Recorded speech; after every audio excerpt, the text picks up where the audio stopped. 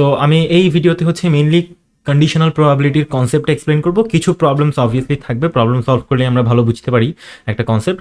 So mainly আমি conditional probability explain করব, but conditional probability বোঝার জন্য আগে বেসিক প্রবাবিলিটি ভালোভাবেই বুঝতে হবে। দ্যাট নর্মাল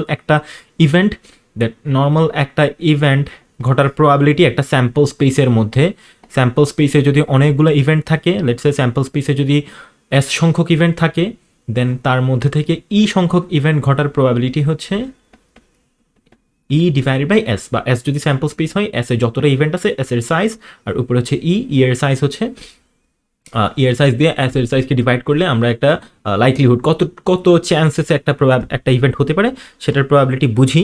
অ্যান্ড এটা হচ্ছে একদম বেসিক প্রবাবিলিটি। বাট আমরা এখন যেটা যাবো সেটাতে হচ্ছে কন্ডিশনাল প্রবাবিলিটি, দ্যাট একটা কন্ডিশন দিয়ে দিলে প্রবাবিলিটির ক্যালকুলেশনটা কীভাবে চেঞ্জ হয়। ওকে, সো আমি একটা সিনারিও ক্রিয়েট করি ফার্স্ট অফ অল, খুবই কমন সিনারিও যেটার সাথে সবাই পরিচিত। সেটা হচ্ছে একটা ক্লাসে কিছু স্টুডেন্টস ক্রিকেট খেলে অ্যান্ড কিছু স্টুডেন্টস ফুটবল খেলে। ওকে, সো লেটস সে ক্রিকেট খেলে যতজন, ক্রিকেট খেলে হচ্ছে 40 জন অ্যান্ড ফুটবল খেলে সে 60 জন, and both cricket and football খেলে লেটস সে 15 জন। তাহলে এই যে এই পার্টে থাকতেছে, এই কমন পার্টে থাকতেছে কতজন, এখানে থাকতেছে 15 জন, এই ফুল সার্কেলে থাকতেছে 40 জন, তাহলে শুধু এই পার্টে থাকতেছে 25 জন। অ্যান্ড এই পার্টের বাইরে এই টোটাল ফুটবল খেলে 60 স্টুডেন্টস, তাহলে 15 জন যদি বাদ যায় এখানে 45। ওকে, অ্যান্ড লেটস সে বাইরে হচ্ছে আলাদা 10 জন থাকে। ওকে, এই 10 জন হচ্ছে কোনো খেলাধুলায় নাই। ওকে, সো এটা হচ্ছে নান হচ্ছে 10 জন। ওকে, সো এটা থেকে আমরা যদি খুব সিম্পল প্রবাবিলিটির প্রশ্ন করি সবাই পারবা। অ্যান্ড সেই প্রশ্নগুলো আমি একটু লিখে নিচ্ছি এখানে। যেমন আমরা সিম্পল একটা প্রশ্ন করতে পারি, that probability of a student playing cricket, খুবই সহজ। সেটা হচ্ছে 40, আর টোটাল স্টুডেন্ট কয়টা, টোটাল স্টুডেন্ট আমাদেরকে কাউন্ট করতে হবে। আমরা অলরেডি ডিসজয়েন্ট সেটস বানাই ফেলছি। এখানে 25 জন, এখানে 15 জন, 25 আর 15 40, 40 আর 45 85, 95। তো 95 আউট অফ 40 আউট অফ 95 হচ্ছে ক্রিকেট খেলার প্রবাবিলিটি। ফুটবল খেলার প্রবাবিলিটি যদি জিজ্ঞেস করি 60 আউট অফ 95। যদি আমি জিজ্ঞেস করি অনলি ক্রিকেট খেলার প্রবাবিলিটি বোঝা যাচ্ছে 25 আউট অফ 95। অনলি ক্রিকেট মানে হচ্ছে basically cricket and not football. Okay, এটা আই হোপ সবাই বুঝো, দ্যাট অনলি ক্রিকেট মানে ক্রিকেট থাকবে ইন্টারসেকশন ফুটবলের বাইরে যারা ক্রিকেট খেলে। ওকে, সো এটাই হচ্ছে আসলে 25 আউট অফ 95। ওকে, তো এভাবে আমরা নর্মাল প্রবাবিলিটি নিয়ে যখন জিজ্ঞেস করি তখন হচ্ছে টোটাল স্টুডেন্টস অ্যান্ড উপরে হচ্ছে যতগুলো স্টুডেন্ট আমাদের ইভেন্টের মধ্যে, আমরা ক্রিকেট খেলে এমন ইভেন্ট বা এমন স্টুডেন্ট কয়জন আছে এটাই। সো এটাকে আমরা চিন্তা করে দেখি, দ্যাট স্যাম্পল স্পেসে আমাদের টোটাল 95 স্টুডেন্টস আছে, সবাই স্টুডেন্ট। আমি যদি সবগুলো স্টুডেন্ট থেকে একজনকে র্যান্ডমলি পিক করি, ওকে, আমি এখানে দেখাচ্ছি, ধরো এখানে হচ্ছে ক্রিকেট খেলে, এখানে হচ্ছে ক্রিকেট খেলে না। ওকে, তো আমি যদি 95 স্টুডেন্টকে একজন করে পিক করি অ্যান্ড তাকে জিজ্ঞেস করবো তুমি কি ক্রিকেট খেলো, যদি সে খেলে বলে তাহলে এখানে টিক দিব, আর যদি সে বলে না আমি ক্রিকেট খেলি না তাহলে এখানে ক্রস দিব। তাহলে আমি 95 জনকে যদি একজন করে তুলি, আমার এদিকে টিক পড়বে কয়টা, টিক পড়বে টোটাল 40টা টিক পড়বে, অ্যান্ড বাকি কয়টা ক্রস পড়বে, মানে 95-এর মধ্যে 40-এর বাইরে যতজন আছে 55টা আমার ক্রস পড়বে। ওকে, অ্যান্ড সো টোটাল হচ্ছে আসলে 95, এর মধ্যে 40 জন হচ্ছে ক্রিকেট খেলে, তাহলে এটা ক্রিকেট খেলার পসিবিলিটি। অ্যান্ড আমার যদি ক্রিকেট না খেলার পসিবিলিটি জিজ্ঞেস করি তাহলে 55 আউট অফ 90। ওকে, সো এটা হচ্ছে ক্রিকেট না খেলার পসিবিলিটি। এভাবে করে যদি আমি স্যাম্পলিং করি, কিন্তু এখন আমি যদি প্রশ্নটাকে চেঞ্জ করি, একটা কন্ডিশন দিয়ে দিই, কন্ডিশনাল প্রবাবিলিটি, আমি যদি জিজ্ঞেস করি দ্যাট আমি তোমাদের মধ্যে থেকে 95 স্টুডেন্টের মধ্যে থেকে একজনকে পিক করব, যদি সে ক্রিকেট খেলে তাহলে তার ফুটবল খেলার প্রবাবিলিটি কত। নর্মালি ফুটবল খেলার প্রবাবিলিটি হচ্ছে 60 আউট অফ 95, 60 জন খেলে, 35 জন খেলে না। এই যে 60 জন এখানে দেখা যাচ্ছে, এই 15 আর 45 হচ্ছে 60 জন, এই 25 আর 10 জন হচ্ছে 35 জন, এরা হচ্ছে খেলে না, এরা ফুটবল খেলে, দেখা যাচ্ছে রাইট। এই নর্মালি হচ্ছে 60 আউট অফ 95। বাট আমি এবারে জিজ্ঞেস করতেছি, শর্ত দেওয়া আছে যদি সে ক্রিকেট খেলে, এটাকে লিখে এভাবে করে, probability of a student playing football given that he plays cricket. Okay, এটাকে রিড করতে পারতে হবে, probability of a student playing football given that he plays cricket. তাহলে এবার আমার এক্সপেরিমেন্টেশনটা কেমন, এবার আমি বলতেছি দ্যাট আমি স্টুডেন্ট একটা করে পিক করব, যদি সে ক্রিকেট খেলে তাহলে ফুটবল খেলার প্রবাবিলিটি কত। তাহলে দেখো আমি র্যান্ডমলি একজনকে তুললাম, সে যদি ক্রিকেট খেলে তাহলে আমি এদিক দিয়ে ফুটবলের হিসাবে যাব, দ্যাট সে ফুটবল খেলে নাকি ফুটবল খেলে না, এই হিসাবে কখন যাব, যদি সে ক্রিকেট খেলে। বাট সে যদি ক্রিকেটই না খেলে তাহলে তার সাথে আমার আসলে কোনো ডিসকাশনই নেই, রাইট? আমি একটা স্টুডেন্টকে নিচ্ছি যে ক্রিকেটই খেলতেছে না, তাহলে তাহলে এই প্রশ্নের মধ্যেই সে ঢুকতেছে না। আমার প্রশ্নের শর্ত হচ্ছে যদি সে ক্রিকেট খেলে, তাহলে যারা ক্রিকেট খেলে না তাহলে তারা এই প্রশ্নের মধ্যেই নাই। তাহলে দিস টাইম আমার অ্যাকচুয়ালি, আমি কালারটা চেঞ্জ করি, আমি চিন্তা করতেছি এদেরকে নিয়ে। দেখো আমার স্যাম্পল স্পেসটা এখানে শিফট হয়ে যাবে, আমার স্যাম্পল স্পেসটা এখানের ভিতরে চলে আসছে, রাইট? আমার স্যাম্পল স্পেসটা এখন শুধু এটার ভিতরে। কেন? যদি সে ক্রিকেট খেলে। তাহলে এই 40 জনই হচ্ছে আসলে আমার কনসার্নিং স্টুডেন্টস। এই 40 জনের সাথেই আমি কথা বলবো। যদি এখন সে ক্রিকেট খেলতেছে, এই 40 জন, ইটস লাইক আমি ক্লাস থেকে বাকিদেরকে বের হয়ে যেতে বলছি, বাকি এই 55 জন ক্লাসেই নাই। তাহলে যদি সে ক্রিকেট খেলে, এখন এই যারা ক্রিকেট খেলে তাদের মধ্যে কতজন ফুটবল খেলে?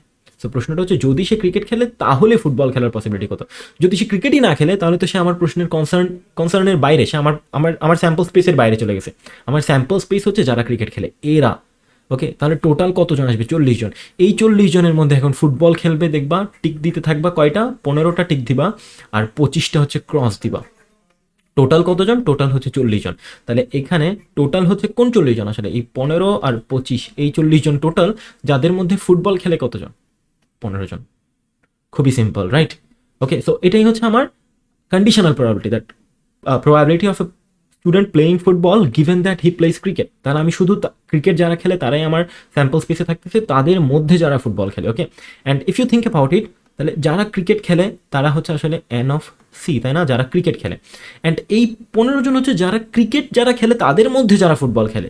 তার অর্থ হচ্ছে ক্রিকেট অ্যান্ড ফুটবল দুইটাই তাদেরকে খেলতে হবে, রাইট? ওকে, সো এটাকে আমি যদি টোটাল স্যাম্পল স্পেস দিয়ে ভাগ করতে থাকি, ইন দ্যাট কেস আমি এই ফর্মুলাটা আসলে আমরা জাস্ট সিম্পল লজিক থেকেই পাচ্ছি। এটা হচ্ছে আমাদের প্রবাবিলিটি অফ সি, আর উপরে হচ্ছে probability of F intersection C. That means যখনই আমাকে কন্ডিশনাল প্রবাবিলিটি দিয়ে দিবে, আমাকে যেই কন্ডিশনটা দিবে সেটার প্রবাবিলিটি দিয়ে আমি ডিভাইড করবো, অ্যান্ড দুইটার ইন্টারসেকশনের প্রবাবিলিটি হবে আমার নিউমারেটরে। ওকে, সো আমরা যে কোনো কন্ডিশনাল ইভেন্টকে এভাবে লিখতে পারি, probability of A given B হচ্ছে প্রবাবিলিটি অফ বি, আর probability of A intersection B. Okay, so তোমরা চাইলে ফর্মুলাও ইউজ করতে পারো, আর ফর্মুলা ছাড়া তোমরা চাইলে হচ্ছে নর্মাল এইভাবে চিন্তা করেও করতে পারো। ওকে, আমি দোনোটা চিন্তা করে দেখাবো। আমি এখন আরেকটা জাস্ট ফিগার ড্র করি, আরেকটা প্রশ্ন দিয়ে সেটা এক্সপ্লেন করে দেখাবো। দিস টাইম আমাদের প্রশ্ন হচ্ছে probability that a student plays cricket given that he does not play football. Probability, এটাকে রিড আউট করতে পারতে হবে। Probability that a student plays cricket given that he does not plays football. Okay, তো এটার চিন্তাটা কি হবে? এখানে আমরা জিজ্ঞেস করতেছি আসলে যারা ফুটবল খেলে না, তাদের মধ্যে ক্রিকেট কতজন খেলতেছে, রাইট? তো তাদের মধ্যে অ্যাকচুয়ালি ক্রিকেট খেলতেছে কারা, ফুটবল খেলে না কারা, তাদেরকে আমাদের এখন ফোকাস করতে হবে। ওকে, তো দেখো আমার অ্যাকচুয়াল স্যাম্পল স্পেসে কিন্তু 25-15 এই অনেকজন ছিল, বাট এদের মধ্যে আমি ডিফারেন্ট কালার দিয়ে করি। এদের মধ্যে আমার ফুটবল খেলে, দেখো এরা ফুটবল খেলে, সরি মার্ক হয়েছে, এরা ফুটবল খেলে, ফুটবল খেলে না হচ্ছে এই 25 জন অ্যান্ড এই 10 জন, রাইট? তাহলে আমার স্যাম্পল স্পেস হয়ে যাচ্ছে এখন বাইরেরটা, মানে যারা ফুটবল খেলে না। তো তোমাকে অ্যাকচুয়ালি চিন্তা করতে হবে কারা কারা ফুটবল খেলে না। দেখো এই ফুটবলের ভিতর আছে 65। তুমি ডিরেক্টলি চিন্তা করতে পারো এভাবে করে, প্রবাবিলিটি অফ এফ প্রাইম উপরে probability of C intersection F prime, এভাবে চিন্তা করতে পারো। অথবা আমি যেটা ভেঙে দেখাচ্ছি, এটা তো ফর্মুলা, বাট আমি যেটা ভেঙে দেখাচ্ছি যারা ফুটবল খেলে না, ফুটবল খেলে হচ্ছে এই 60 জন, তাহলে খেলে না বাকি 35 জন। এই 35 কোন 35? এই 10 আর 25 যোগ করে যেই 35 আসছে, এই 10 জন আর এই 25 জন, এরা ফুটবল খেলে না। অ্যান্ড এদের মধ্যে দেখো আমি বাকিগুলোর দিকে তাকাবো না অ্যাকচুয়ালি। ওকে, বাকিগুলোকে আমি ইনফ্যাক্ট মুছেই দিই, এরা নাই, এই দুনিয়াতে তারা নাই। আমার দুনিয়াটা শুধু 2 ভাগ, মানে আমার স্যাম্পল স্পেস শুধু এতটুকু। ওকে, আমার স্যাম্পল স্পেস শুধু এতটুকু। তাহলে এই 35 জনের মধ্যে ক্রিকেট খেলে কয়জন? ক্রিকেট খেলে 25 জন। তাহলে এটা হচ্ছে আমার ক্রিকেট খেলার পসিবিলিটি। ওকে, তো আমি যাদেরকে মুছে দিয়েছিলাম দুনিয়া থেকে তাদেরকে নিয়ে আসি, এটা হচ্ছে আমার অ্যান্সার। আর তুমি যদি এভাবে করে চিন্তা করো, তাহলে তুমি যেটা করতে পারো, প্রবাবিলিটি অফ এফ প্রাইম মানে কি? ফুটবল না খেলার প্রবাবিলিটি। আর ফুটবল না খেলার প্রবাবিলিটি মানে হচ্ছে 1 মাইনাস প্রবাবিলিটি অফ ফুটবল খেলার probability, sorry 1 minus probability of football খেলা। ওকে, মানে ফুটবল খেলার প্রবাবিলিটি, রাইট? আর উপরে দেখো সি ইন্টারসেকশন এফ প্রাইম, যেটা আমি অলরেডি এখানে লিখছি। সি ইন্টারসেকশন এফ প্রাইম মানে হচ্ছে অনলি ক্রিকেট খেলার প্রবাবিলিটি, রাইট? মানে আমি এখানে একটু এভাবে লিখে অনলি সি, এভাবে লেখা যায়। তাহলে ফুটবল খেলার প্রবাবিলিটি হচ্ছে 60/95। তাহলে 1 মাইনাস 60/95, আর উপরে তো হচ্ছে আমার 25/95, আর 1 মাইনাস 60/95 মানে হচ্ছে আসলে 35/95, রাইট? তাহলে 35 আর উপরে 25, 95 কাটাকাটি। দেখো সেম অ্যান্সার আসে। ওকে, সো তুমি যদি লজিক্যালি চিন্তা করো আর তুমি যদি ফর্মুলা ইউজ করো, এভরি ওয়েতে তোমার আসলে সেম অ্যান্সার আসবে। ওকে, সো আই হোপ এটা ক্লিয়ার, রাইট?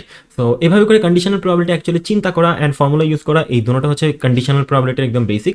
আমি এখন একটু এখানে নাম্বার অফ সেট বাড়াবো, দ্যাট ক্রিকেট, ফুটবল, আরও অনেক কিছু অ্যাড করবো। সো দেখি তখন তোমরা কীভাবে চিন্তা করো। তো আমার এখন ক্রিকেট আছে, ফুটবল আছে, অ্যান্ড টেবল টেনিস আছে। ওকে, cricket, football, table tennis.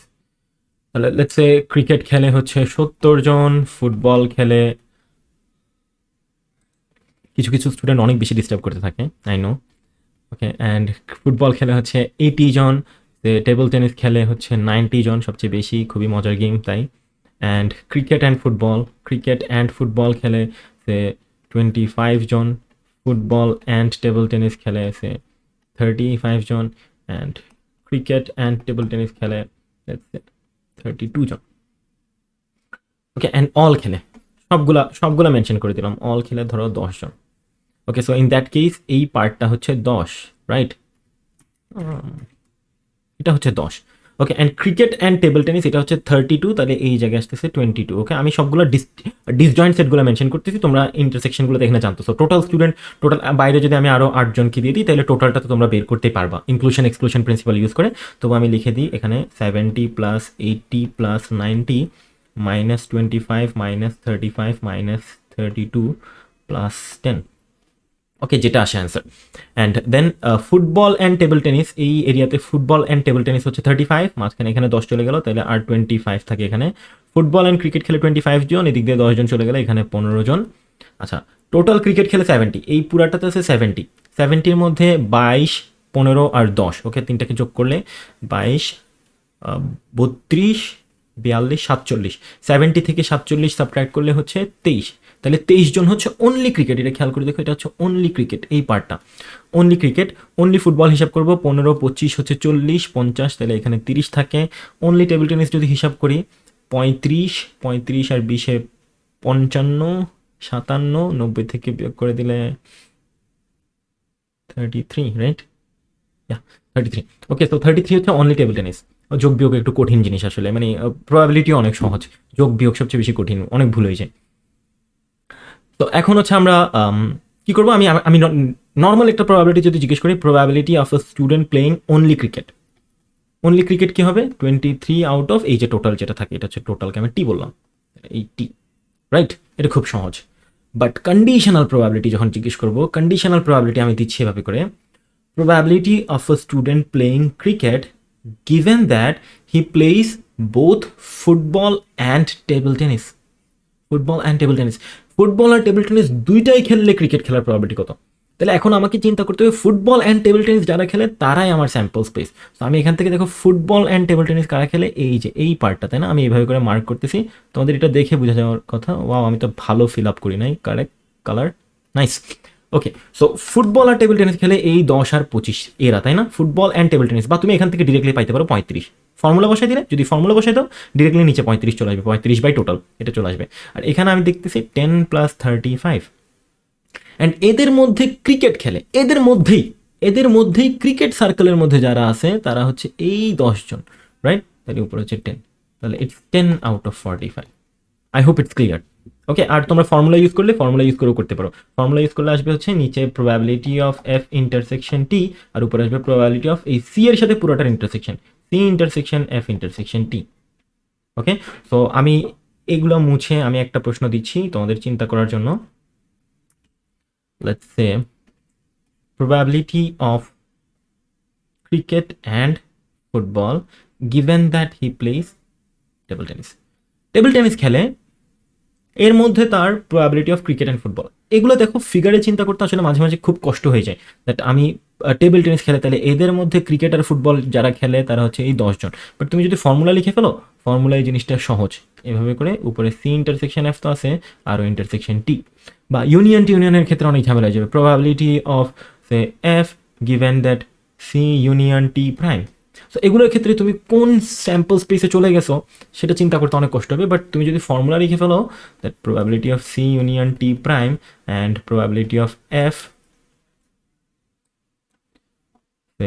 F intersection C union T prime, এটা যদি করো তাহলে তুমি হচ্ছে ডিরেক্টলি ফর্মুলা দিয়ে ক্যালকুলেট করে ফেলতে পারবা। এইসব ফর্মুলা তো খুব ইজি, এগুলো আলাদাভাবে জাস্ট বের করে ফেলা যায়। ওকে, সো তিনটা সেটের ক্ষেত্রে আসলে অনেক কমপ্লিকেটেড হয়ে যায়, বাট থিঙ্কিংটা সেম। থিঙ্কিংটা কি, আমরা যখন কন্ডিশন দিয়ে দিচ্ছি, আমাদের কন্ডিশনের মধ্যে যে ফিক্সড স্যাম্পল স্পেসটা এসে যায়, সেই স্যাম্পল স্পেসটাই হচ্ছে আসলে আলটিমেটলি আমাদের মানে সেই স্যাম্পল স্পেসের মধ্যেই আমি যে প্রবাবিলিটিটা চাচ্ছি সেটা ক্যালকুলেট করতে দিব। তো এটা মেইনলি কনসেপচুয়াল একটা ভিডিও ছিল। এখানে হচ্ছে আমি বেসিক প্রবাবিলিটির কন্ডিশনাল প্রবাবিলিটি কীভাবে চিন্তা করতে হয় সেটা শিখাইছি। অ্যান্ড নেক্সট ভিডিওতে আমরা কন্ডিশনাল প্রবাবিলিটির উপর কিছু প্রবলেম সলভ করবো। ওকে, এগুলো সিকোয়েন্স অফ ভিডিওস হবে অন কন্ডিশনাল প্রবাবিলিটি।